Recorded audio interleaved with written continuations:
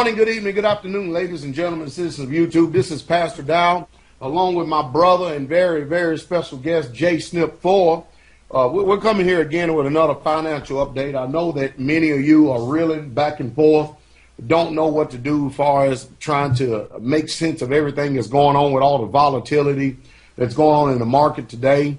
I'm going to tell you right now, I solely and have lately just done nothing but depend upon the wisdom that Brother Joe has come up with, because we was talking on the phone the other day, and he has given out a few scenarios, and these scenarios just literally made sense to me. So we're going to talk a little bit about Lindsey Williams, possible activities that could be taking place in the future. But I think more than anything, we'll start off with mentioning about how that, hey, all these other countries here in the world, they're not playing the game of the U.S. dollar anymore like the people in the European countries have been, and that, hey, they just literally been taken to the bank, so to speak. We got Switzerland and we got Germany, along with other people that are starting to call their gold. They want their gold back from New York. I want my gold out of the United States of America hands. We want it in our own country. We already know that Hugo Chavez in Venezuela is called for their gold, and as a result, we saw all of a sudden total collapse of this thing called MF Global. But I tell you what, with all the things that are taking place today, if you have not gotten the message by now that you need to be intangible assets in order to, number one, protect your dinner table, like Lindsey Williams says, number two, to hedge yourself against inflation, and number three, just literally wake up and get out of the Ponzi scheme, how your wealth has literally been stolen from you. You have literally been raped, robbed, murdered, and pillaged, half to death, just by them giving you fiat currency for something that is real and has been money for over 6,000 years. Hey, Brother Joe, tell me, what is the deal going on right now, and how is America going to respond to all these countries calling for their gold? I'll tell you how they're going to respond. From a simpleton at my work. Now, my friend at work who has purchased silver with me, and very recently, like yesterday and today, is asking me, when I want to buy some silver. We're at $31 some change now, and I want to buy some silver. I said, all right, we may be able to pull the trigger here in a minute. I said, I kind of want to watch tomorrow and maybe a little bit of next week first to see if they keep pushing it down or not before I pull that trigger. So I said, you do realize that with the downward pressure we've seen over the last 2-3 weeks in gold and silver, there has been a large buyer of gold and silver. And guess who it is? The central banks of the world, including, what is that one? The International Bank of Settlements, I believe. Wow. Why are they buying gold? As Ben Bernanke said, it's just a tradition. But is it tradition for all of the central banks and the International Bank of Settlements of all places? What the heck are they doing with gold? So he's been talking to a guy at work, and he's been telling him, he sent him a link, and it says, the title is Ben Bernanke says paper money is better than gold to solve our financial problem. This is the speech the old Ben Bernanke was given to these colleges here recently. And so he sent this to this other guy at work, and this guy replies back, silver is down almost 35% from its high, and he's referring to when it was $50 last year. Remember what happened to gold in 1980. Everybody was buying, price was going up. Then, like any commodity with the false bubble, it crashed, and many people lost a lot of money or had to let it sit in there for almost 20 years to get it back. I have bought gold and silver, but it's knowing how much to buy and when. Gold will go down, and gold will never be a world monetary standard again, as there are too many transactions for it to cover. I follow the Warren Buffett mantra, and it's always served me well. Whatever. When others are greedy, be scared. When others are scared, be greedy, is the mantra. Over the years, whenever the market drops significantly and people are selling off and afraid to buy, that's when I buy all I can. A few years back, when the market was down 6,500, I bought as much as I could across the board. Now the market's over 13.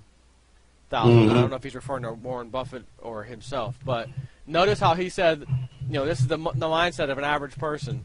We are never going back on a gold standard. The world's not going on a gold standard. There's not enough gold to do all these transactions.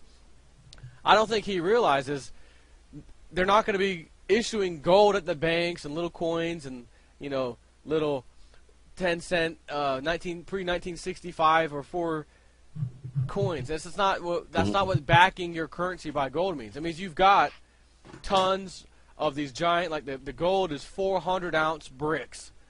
Silver could be the big 1,000-ounce bars or the 100-ounce bars or whatever. And a central bank or a country is basically going to acquire those and then say, okay, we've got X amount of gold and silver. Our currency is now backed by that. And what he's, of course, not understanding, which goes into line with what Lindsey Williams said, is that they're not done getting all these countries in debt, he said. They're still got a lot more room to go in Europe especially. But once everyone's destroyed, once the whole thing comes crashing down, he said it's going to happen. It's not going to be this month again. It's not going to be next month. He said as far out to June, he's pretty sure it won't take place, based off of talking to his elitist friend. But when it does, everything's going to go down.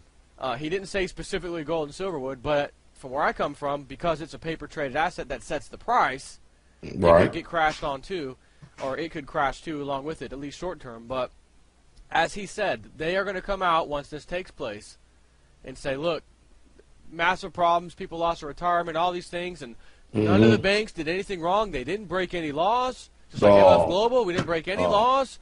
So but you stole it. Nah, but we didn't break any laws. So long story short, shut up, stop saying that. We don't want the spotlight on us. Everyone's in trouble. The world economies are in trouble. We have a solution. And we're going to use the IMF or the central bank, whatever, or the World Bank. And it's got tons and tons and tons and tons of gold and precious metals, all kinds, to back our currency.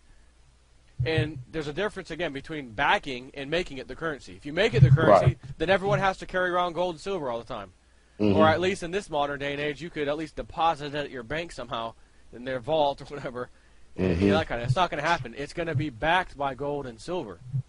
So if you look at the central bank cycles, and if anyone out there wants to know a good documentary, there's 2 of them, but the second one kind of fixes upon a few issues with the first one.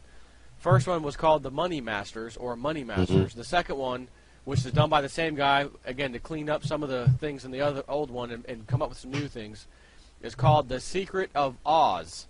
He goes on to explain it. But I noticed while I'm watching this documentary, he goes back into history pretty good and shows where we had a president who tried to get rid of the central bank, assassinated. Another president comes along, pays off the debt somehow, gets America square again. We don't need the central bank. We're going to make it the American government central bank, so to speak, not you guys. Gets killed again. And they would go back and forth with problems with gold and silver and paper money. And I noticed that every time there's an issue, and it's always the issue of when the paper money issue comes out, and they've lasted as long as it could. Again, there's that 39-year roughly period of paper fiat currency that doesn't last any longer than that, or roughly. And they would say, okay, everyone's up in arms, everyone's pissed off. We're gonna go back to the gold and silver standard. We're gonna back the next currency by gold and silver, or what have you. Everyone would slowly settle back down. Everyone would be okay, and then again, 10, 20, or not 10, but probably 20, 30, 40 years goes by. Here we go again. We're getting rid of the gold standard. We're not really getting rid of it. We're just, you guys can't own it anymore. We're just going to give it to the government, but it's still backed. And then, of course, 1971 comes around. Now we don't have any gold. Well, we have it in Fort Knox, but don't ever check there because you're not going to see what we don't have. But we claim we have it in Fort Knox, and now we're backed by nothing. And, again, I look back in history. What happens when you're backed by nothing? It lasts a while. People figure out they've been destroyed. Their lives have been destroyed by what these central bankers have done. And they change it right back to gold and silver because the people demand it, and they already know it. So if you sit here and you look at every central bank, right, last 2-3 weeks, who's buying all the gold? Central banks. Why are let's get a third party in here. Let me get a third video camera for us. I'm gonna conference in Ben Bernanke. Ben Bernanke, yeah, is gold money? No. Okay. No. Why do you guys stack it, central banks? And recently, why have you guys spent millions upon millions, hundreds of millions of dollars, by the way, buying tons of gold. All you different central banks, including this time the International Bank of Settlements. Well, to hedge yourself against tail risk. No. You must not have heard him. He said it was tradition. Yeah, it's tradition. He did say tradition. That's it. Okay, thanks, Bernanke. You can go now. I mean, come on. This is ridiculous.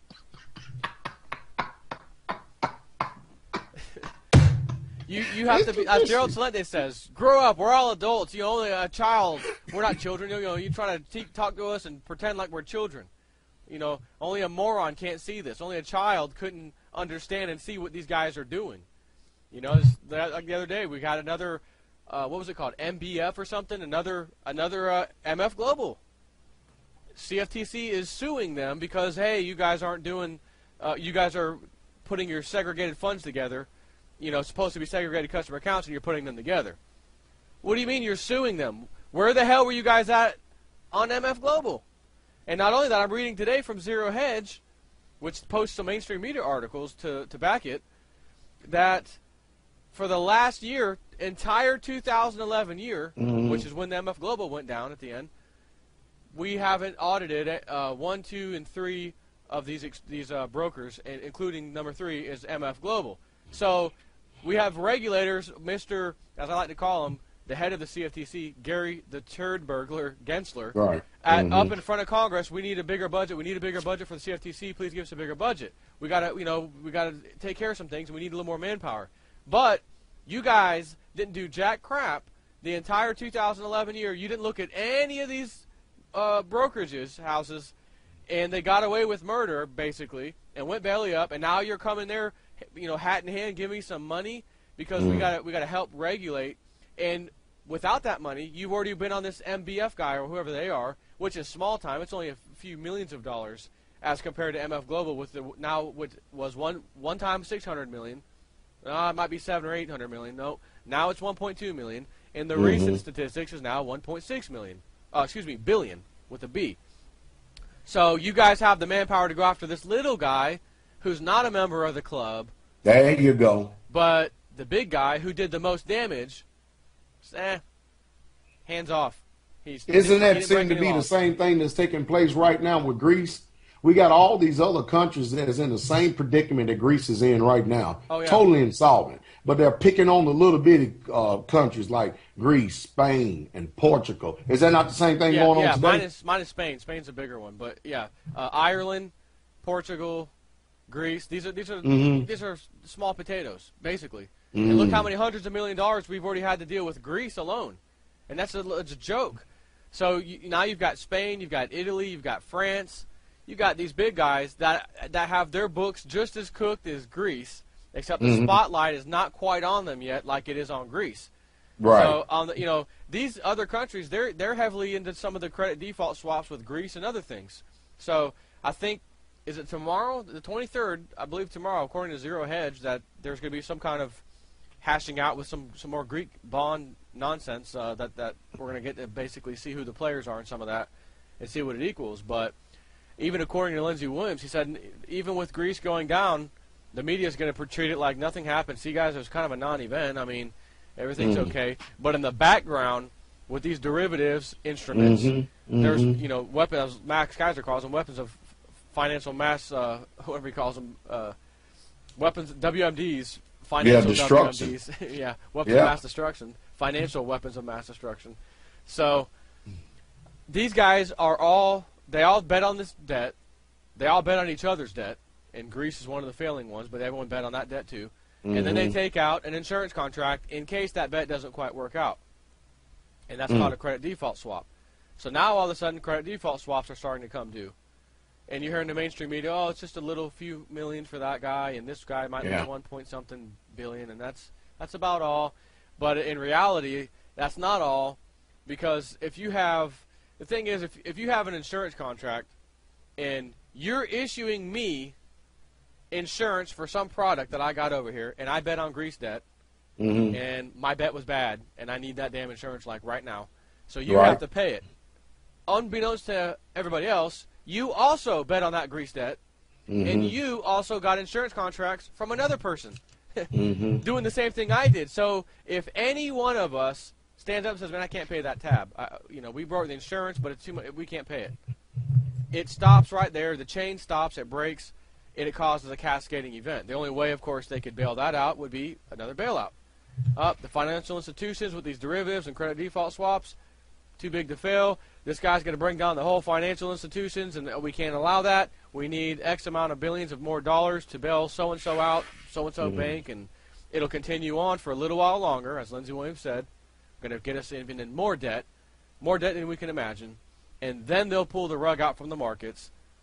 Everything will collapse, and the old World Bank, or he didn't say who specifically, but whoever that is, I'm guessing the World Bank and IMF, it has to be, is going to stand up, use our currency, because we've got everything covered.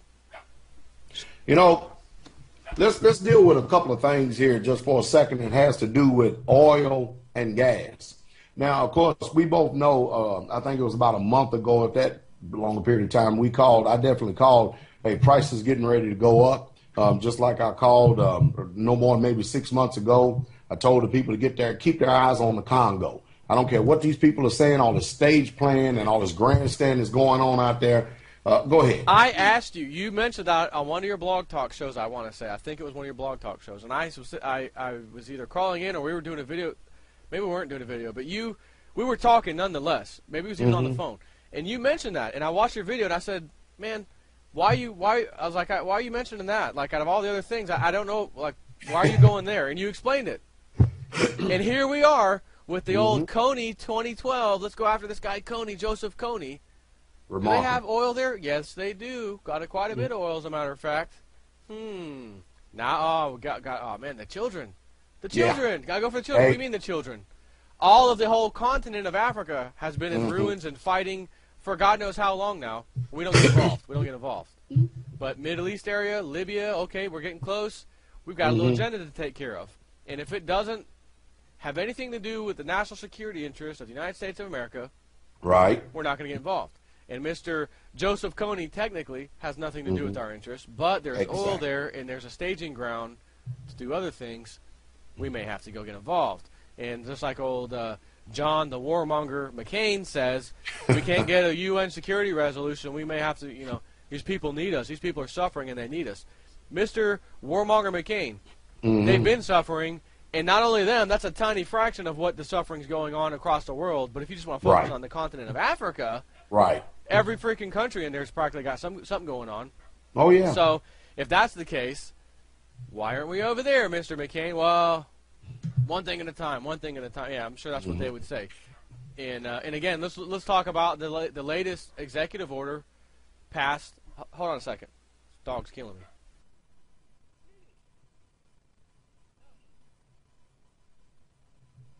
I don't know if you can hear it. Can you hear him barking?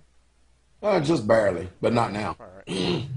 So this executive order, last Friday, and I got people that I work with that are from Cuba, communist Cuba, and they tell me, he's like, I've got an older guy that's almost my father's age, and his father's still alive, and they were head into it. His father basically fought side by side with Fidel Castro, trying to take over Cuba, and we're for the people. We're going to change this dictatorship thing going on here. We're going to fix it. And all of a sudden, I changed my mind. Yeah. I've changed my mind. So he changes his mind, and now we're becoming communist Cuba. We're going to take over this, take over that. All the people, what could they do? Hey, you were for us. We're with you. Now all of a sudden you're taking over, and there's nothing I can do about it. Hang on a second. I gotta let this dog out. He's killing me. Okay. Well, while Brother Joe is doing that, earlier we had talked about how that here in America that the gas prices, you're going to see them going through the roof. I know that people say, well, Pastor Dowell, you've been talking about the gas prices for quite some time. Yeah, they've been going through the roof for quite some time. But we've already told you that the gas prices are going through the roof, and of course it's evident. We have steadily watched this. Now, you know what's amazing about this is that these hypocrites, the 535 that are sitting up there behind those sealed walls and sealed houses and stuff, while they're going to watch the mass populace destroy each other over the laws that they so-called be making and stuff. The United States of America is not suffering a gas shortage whatsoever at all. We have no solutions to our national debt. And like I said before, and I'll echo it again, it's amazing how we have no solutions to our economic debt, but when it comes to protecting the so-called political officials or public officials and stuff, we can all come together and we don't have to worry about having partisan politics. We're all bipartisan all of a sudden. So you watch and see. Right now, the United States is exporting more oil than they're importing. And the reason why they're doing that, because it's the only commodity that they can actually make money off of. They're getting 75 cents per gallon to ship this thing in. Now, before Joe had left to take care of the situation there, we was on Africa and how the countries, all the countries in the world, China was the first one in there within the recent times to go ahead and to start taking the resources out of Africa. But we told you some time ago, hey, don't pay attention to all this sideshow, stage playing stuff that they're doing with fiat money, Federal Reserve notes, paper money in any way, shape, fashion, or form. Resources is what's going to control this new world order that's coming up. And that's the reason why you seeing all of these nations squabbling and fighting, playing chess, so to speak, over who's going to be next and who we're going to get the resources from, because you got all these big major countries right now beating up on all these little small independent countries who are not together, and they're divided, and that's the reason why they're being conquered. And so we're in a bad situation for us as the American people. It may seem like it, but we're in a bad situation, and we're going to feel this thing even more so as we are watching clearly that our own government has made the American citizens not only terrorists like allegedly so-called Osama bin Laden and the rest of the terrorist network. We are the ones being terrorized. Every time we go to the store, we're being terrorized with more taxes. We have taxation without representation. If you call that representation up there, I don't want to be represented. I don't want nobody in my best interest and stuff. But these people, these selected officials are representing our best interests. And the people from anywhere that was in a Cuban situation, got a guy coming to power, we're going to fix things. The same thing happened, I think, in Venezuela. Mm-hmm. This little nobody guy for the people. They've tore us apart. They've divided our dollar 2 times, mm-hmm. Or not 2/3, but it took 3-to-1 ratio mm-hmm. of their dollar, which was 1-to-1 with ours. And then they had this collapse in 2002, and it goes immediately overnight 3-to-1. And this guy comes out, they raped us, they took us to the cleaners, and I'm going to fix it. He gets in power, and the elite surround this guy, give him a nice big house and just money. Next thing you know, we're going back onto the old agenda. The people finally banging pots and pans for God knows how long, getting nothing done, finally surrounded his house. It's not his house, his mansion. And the guy left in a helicopter, never to be seen again. And they have a lady that was, I think, that took over, and she's not too much better anyways. But why I'm saying this is because you look at the Cuban situation where people, hey, this guy's coming to power, he's coming to fix us, all right, he's for the people. And then they get in there, and you sit back and say, oh, well, I don't like that. I'm starting not to like that. Puppet master. They're going to say, well, that's those countries. Those are third world countries, and that's Cuba, and that's Venezuela, and that's this and that. It's not America. It's not America. That won't happen here. It's already happening. You got it. If you don't think it's already happening, I'll just urge anyone to go back, and I don't remember the exact executive order, but just type in March 16, 2012 executive order. Guarantee you'll find it. And just read through it like I did. I spent an hour reading it. Not all, most of it, about 90% of it I read. Yeah. And if they are not gearing us up for war and total takeover, I don't know I don't know how else to determine it. If you can't come to that conclusion reading that, then you need to just stick your head back in the sand. And pretend that everything's fine. The only thing we have in this country, which they tried to start the process of getting rid of, is our freedom to have a gun. Right. And they had to take that. And Lindsey Williams said a long time ago, that's one of the last things they'll come do is come take your guns. And we saw Fast and Furious with Eric Holder shipping guns. They kill our law enforcement with the same guns that they shipped. Yep. And is he in trouble? No. Is he arrested?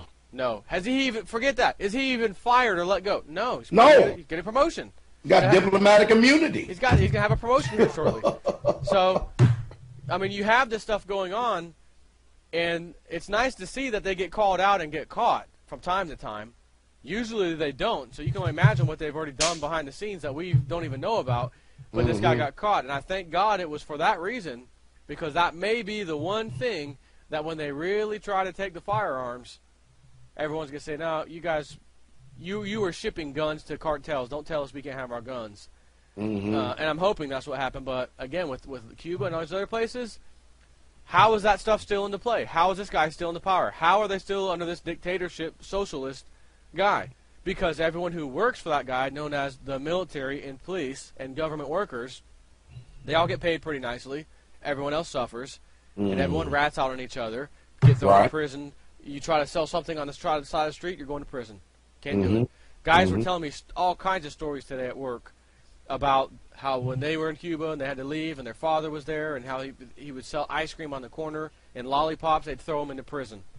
And again, how is this continuing? Because you ask these guys who enforce it. The law enforcement agencies, the military, right? Why do you do that? Well, it's my job. I got to do it. I'm just doing my job. Just doing my job. I got to do it. And now all of a sudden what he's telling me is they're starting to get a little bit, people are starting to stand up a little bit here recently in Cuba, and a little bit of protest kind of thing. Not much, but it's starting to take a little movement from what he's telling me. And again, you look at history, it's guaranteed that that will not last. People will finally have had enough, and they will do something. They will overthrow him like he overthrew the last government. And everybody that put these draconian measures in place and then enforce them, the military, whoever, oh, just do my job, just do my job. They may find themselves in prison. What did you say the other day? The other day you said that what they do is they keep passing these laws and these executive orders. They do them a little bit at a time. Yep. So it doesn't cite your senses and stuff, so it doesn't arouse you that much. Okay, ain't no big deal. They just doing what they do, politicians do. Right. But then they continue to keep, having our civil liberties eroded from us. For instance, we can't even protest near a federal building today. First Amendment, go on and ball it up, throw it out. Just go and throw it away. Now they're making moves on, hey, if you're storing any food or resources, that belongs to the military, that belongs to the government too. So it's a little bit at a time, and they just putting the laws on the book to put them in place so we can say that, okay, we're not breaking the law, we are enforcing the law. Right, so Satan himself comes in, somehow gets into Barack Obama's body and starts making him, let's just say, now he's doing Satan's work. Yeah. And for those of you, because I know there's some people who just love Barack, so let's pretend, because I don't want to hurt anyone's feelings, that there's some other guy, we don't even know who he is in the White House. And he made it. He got voted in somehow, whether it was rigged or not, he made it. Okay, so the president, we'll just call him the president. The president. Comes in and starts passing draconian laws, and there's ones he can't get that are terrible through Congress. Hey, Bernanke, you got a pen I could borrow? Yeah, I'm going to write an executive order. Executive order. Now it's set in stone. So that when any law enforcement or anybody, down from the police to the federal level, military, we're just following orders. And listen, it's law. It's law. So if at any one point in time the law was written that these crooks at the top can come to your house, rape your wife, kill your children, what are you going to say? It's the law. Would you allow it or would you revolt? Oh, I wouldn't do that. Ain't no one coming to my house. Oh, really? That's what you would have said just a few years ago about a dozen of the things that they've passed in the last few years. Maybe not even a dozen, maybe half a dozen of the major things that they've passed. If I would have told you then and had the foresight to see the bills, even health care bill, the NDAA, this latest executive order, the thing you just talked about where you can't protest a federal building, all that, if I told you that just a few years ago, not even 2008, this is what's going to happen, you would say, oh, that's not going to happen. People will revolt. There's no way. I wouldn't even allow that. Here it is. It's right here. Right here. But they didn't do it all at once. One session of Congress or one stroke of Barack's pen. We're going to do a little bit over here. 6 months goes by. A year goes by. Let's do a little bit over here. It's called the old boiling frog scenario. The proverbial frog in the bucket. He puts it in there. It's lukewarm. It's nice. It's toasty. Starts cranking up that heat a little bit, 1 degree at a time, every few minutes. He'll never even know. By the time he realizes it, he's burning. That's how we're going to be. But I almost feel like because they've been put back on their schedule, these elitists have been pushed back, things aren't going their way. Syria's not going their way yet. Gaddafi took forever for them. They can't get this damn Syria next because the freaking UN Security Council will not vote in favor, or what are we going to do? All these things starts backing them into a corner to where they realize we got to start doing some stuff. We know we didn't get the authority, but we got to start doing some stuff. Let's do it. And then they start making these changes rapidly. And I think it's going to be some of these rapid changes that hit people all at once. It could also be one singular event that's just too big, such as the markets getting destroyed. Now, with that, and on that note, let's get on that note right there, talking about the upcoming pending economic crash, because earlier you made a statement that they're going to crash everything. And are you talking about the dollar? We're talking about bringing the metals down. Of course, you and I both know that the sole reason we're bringing the metals down, they're not going to zero like the dollars are going to go to zero. Right. They're doing it to shake everybody out of it, to get everybody in the flood so they can lose confidence, get all your metals back in there, make a quick sell, which it'll be a buying opportunity for you and I, because this is what we're looking for. That's right. This is what we're looking for. So this crash you had spoke about earlier, you gave a scenario, your own personal scenario, what you thought could be taking place. Let's hear that again. For example, like the SLV, as well as the COMEX and the LBMA. I mean, those are the exchanges that the real metals, allegedly, real metals will be traded on, and these paper contracts are put out on. But we all know they don't have the metal. But all they have to do is say they have the metal. Right. All the regulators, all the bank, they're all in bed together, so it's not like they're going to go investigate. Let's make sure he's got the metal. They never do. For God's sakes, all of last year, 2011, did you look at MF Global or any of these guys you were supposed to be looking at and regulating? No, we didn't. We didn't do it. Well, I rest my case. So you're going to find the same thing. Oh, it's just failure, failure, another little failure. Just things happen, coincidence, failure, whatever. We just didn't have our hand on it. We had lost the side of the ball. That nonsense. But if you have the SLV and you take all this money, it's the SLV is a paper stock. So if you say, well, I want 100 ounces of silver, or I want 100 ounces of SLV stocks, shares, it's the same thing in the paper world. So I've got 100 shares of SLV. My 401k program doesn't allow me to go get silver with it. It allows me, though, to invest in the SLV. So my 401k, I'm going to the SLV. And I've got 500 paper ounces or 500 shares of SLV. I've been buying since it was $20. It hits 30. It hit 40. But every week, my paycheck, boom, a little bit's coming out, going to the SLV just like it would any other stock. So you have all this money flooding into the owners of SLV, and they're not buying any real physical gold or silver for the GLD or the SLV, or so little it doesn't even matter.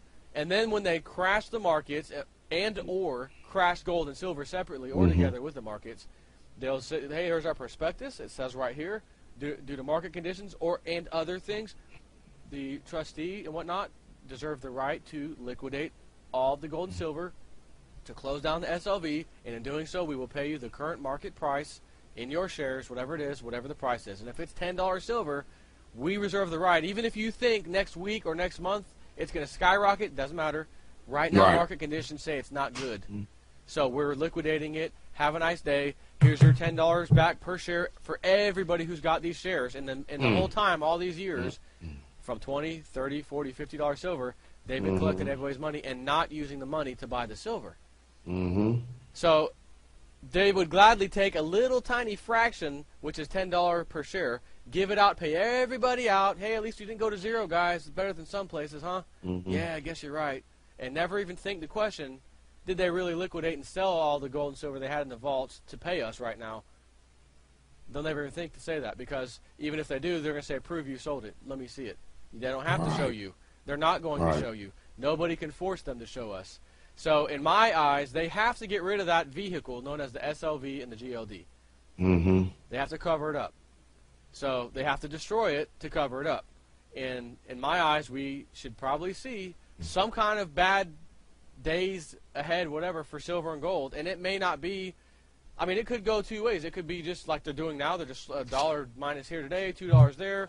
Just settle little things and keep taking it down. The other way is, well, let's wait for the whole big collapse to take place, because if the big collapse takes place, everything across the board is affected, including gold and silver. No one will ever be able to say, well, let us sue you and let us, get subpoenas for record. The whole market's destroyed. Everyone's going to see it. No one's going to question it. Gold and silver went down with it because they are traded on the market, and the price is set on the market. So they would be able to just scapegoat out of that. Everyone would be fine. Well, not fine, but they wouldn't really question it too much. But those of us with gold and silver sitting in our safe, it's not like the SLV's calling me, yeah, you bought that at 10, 20. It's only $10 right now if this happens right now. And if I decide to take it and liquidate it then I'm going to get back $10 an ounce. I'd be a damn fool to do so because I know it's going to be going way up in the near future, especially when they come out, hey, use our world currency. It's backed by gold and silver. And a lot of the puppet governments who don't know anything, these people aren't intelligent. These people aren't financial experts. They are people, like Gerald Celente says perfectly. They were the guy in high school and college. They wanted to be the class president. They wanted to be on the student council. They wanted to be big shots. They don't know anything, but they want to be somebody. So these somebodies are now running our show. They're in Congress. They're in the presidency. They're in the IMF. They're all over the place, and they want to play the game. So all they're going to do is do what they're told by the elite and pretend like I'm a big shot and I'm doing it. So it's safe to say that the rest of the world, Eurozone, I don't know about the United States right away, but a lot of other countries are going to be in a lot of pain. When the dollar goes down and the stock markets go down, they're going to be in a lot of pain. They may be really quick to say we definitely, to stop all this from ever happening again, we do need to join this world currency. All they have to do is say it and do it. So we got Eric Sprott. You know, you familiar with Eric Sprott? The As PSLV. Yep. All right. So how would he be affected when all this goes down? Even though he's like us, he has his fund actually backed up by physical silver. Yeah, he has this. It's kind of similar to the SLV. The PSLV is the same thing, except because it's him, you can be rest assured he really does have the exact amount of gold and silver in his secure warehouses that back these shares that he gives out, just like the SLV. The only difference is the SLV does not have the gold and silver. And again, the gold is the GLD, the silver is the SLV. Same with Eric Sprott. I think it's PGLD if he even does that, or I know he does the SLV, so it's or his own version of it, which is the PSLV. But I mean, unless he decides to do something, because I mean, I guess I haven't looked at his prospectus. But they all, when it comes to these paper assets, have the same right to do so whenever they want. And if bad market conditions take place, well, they can sell it. The only difference is you got a guy like Eric Sprott who thus far has proven himself to be a legitimate human being. Legitimate player in gold and silver. He doesn't like the manipulation. He doesn't like any of this nonsense either, and he's trying to do it the right way, and he is. So if I had no choice but to put my paper, money into, in other words, if I had a 401k and I have to choose something and I want precious metals, if my company can get into the PSLV, I would do it in a heartbeat and never even think about going to the SLV. Exactly. So all you people out there, remember, we have always told you long term. Yes. Long term. Don't get caught up in waiting for all these swings and all these ups and all these downs and all this volatility, because possibly coming up here in the near future, you could see some stuff that would make, when doubt and fear comes your way and you meet it face to face, you're going to have some challenges and some decisions to make. And I just hope that you don't bite the bullet and play into the game, but emotions. Just like I said a long time ago, squat and hold and then wait for the rising. Wait for the uprising to come later on, because if you have the intestinal fortitude to be able to stick this thing out and hold, you're going to see that you're going to reap the rewards, and you're going to have the last laugh about all these people who've been laughing at you. What say you? But you're going to feel some pain, and that pain was when we had $50 silver and it went to 40, back down to 35, back up to 43, back down to 35, back down to 26, 27. 35 recently, 37 and a half, almost 38 recently, back down to 31 today. Oh, if you're looking at this daily, you're going to get emotional daily. And you'll feel good. Oh, we're up $2 today. Wow, you're going to feel good on those days. And then, oh, shoot, we're down $3 today. Holy crap, man. Oh, I shouldn't have bought it when I bought it. Don't even waste your time with that nonsense. If you're doing that, stop watching our videos. Stop listening to us, because this is not for you. Save your sanity. You have got to stack the silver in your possession and keep buying it. Buy it when it goes up a little bit, buy it when it goes down a little bit, whatever your strategy is. I've been buying left and right, just whatever. Because of my thoughts on the SLV and stuff, like I said, I'm waiting. I want to see Friday, tomorrow, Monday, and Tuesday before I decide am I going to pull the trigger on some silver. My friend was begging me today, let's place an order. I said, let's just wait. Let's wait till tomorrow and then Monday. And I may buy half of what I originally intended just in case we see a nice big downward movement. But I'll tell you right now, if I see them destroy silver and I'm able to look on Gainesville Coins or APMEX or somewhere, and they've got it in stock, and we have just seen the destruction of silver and gold, I will be maxing out some credit cards like you've never seen. I don't blame you. And I won't default on them. I don't blame you. The price will rise significantly, and when it rises to more than double, let's say if they crash it to $10, as soon as it rises to 20, I'll sell half of my silver, pay off all the credit cards. And then I got half the silver, and it's sitting here. I've already done something similar when silver was in the 30s, and it was going to 50. And I decided I'm going to put it on the credit card now to lock in the price right now in case it keeps going up. And it did keep going up, so I kind of won that battle. Of course, I could have lost. I could have bought at 50 thinking it was going higher and used the credit card then, and then found it went down to 35. So I had one small purchase. It's interesting because it was through APMEX where it was at $42, and that was when they lost my order, and they have insurance that they pay when they ship it. So I told them, well, you guys have insurance, correct? Yes. So you're going to get the full money back, right? Yes. Well, in that case, lock me in today because it was like $37 and resend the order. Okay. So I got it like 5 or 6 or 7 extra ounces of silver out of the little bit I got or whatever. So that was one move I used all at once, but that wasn't a credit card. That was a simple one-time purchase on my debit card. I guess you can kind of look at it the same way. But the bottom line is, like I tell people, if you're investing in stocks and every week you've got 8% or 10%, whatever it is, of your check coming out, or every month coming out into some investment strategy, there's no reason why you can't do that with silver. That's right. I understand people want to sit on the sidelines and say, what if it goes down more? Then I want to buy it. I want to see if we can hit 25 again. If we can get to 25, I'm going to buy some more. Why are you waiting? Especially if you don't have any. You wouldn't do that with your stock. You can't call the 401k company and say, listen, this week, next week, the week after, matter of fact, the next 8 weeks, I don't like what I'm seeing and the things I'm invested in. Don't invest these things for the next 7 weeks. And I'm going to call you back, and then I'm going to tell you to start. You can't really do that. You just keep paying in. I mean, I guess there's some places where you can put it on hold temporarily, but you just don't even look. You're always told by the, quote, financial experts, you don't do that. You just buy. And we know the markets go up and down, but generally they go up. You just keep putting in and doing your thing.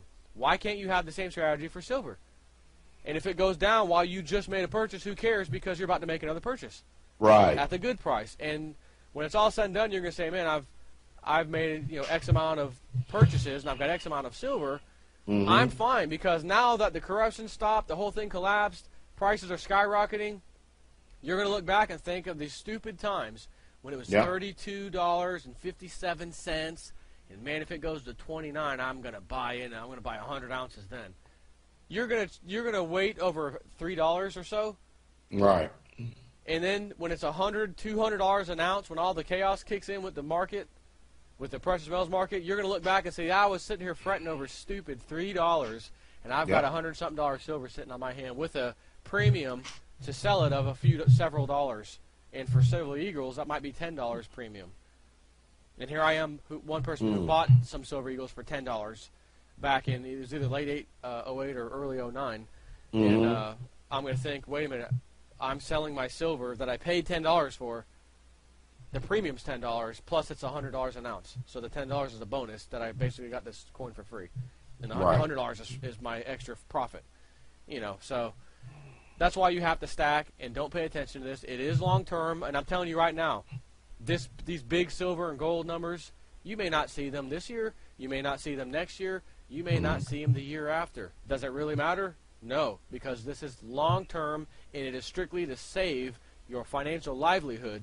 And again, when the time comes and you see this and you played right, like we're telling you, you'll look back and say, man, thank you, God, for letting me find these guys on YouTube.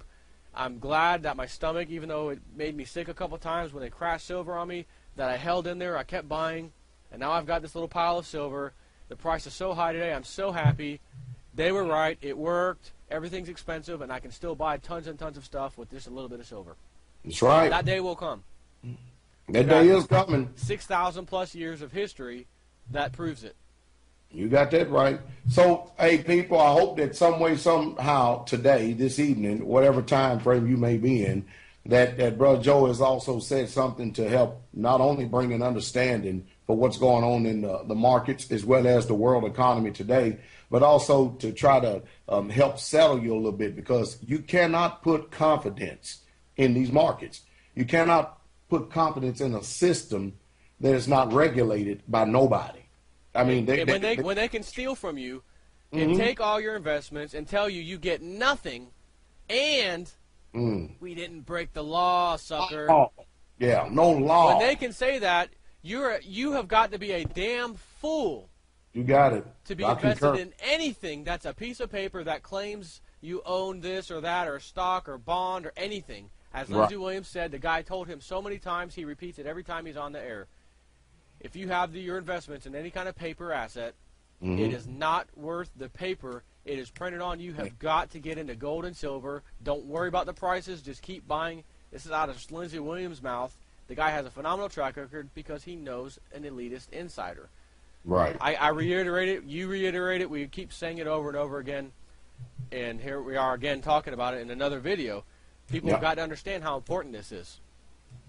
You're going to thank us one day. You really, truly are. And of course, we're going to thank you for actually having enough understanding and enough wisdom to be able to listen. Because, hey, look at our system. It's jacked up. The whole thing is jacked up. And there are a few people. Remember, even according to the Bible, the Bible always talk like that. There's only going to be a few that have this understanding. Never follow the wave of the world.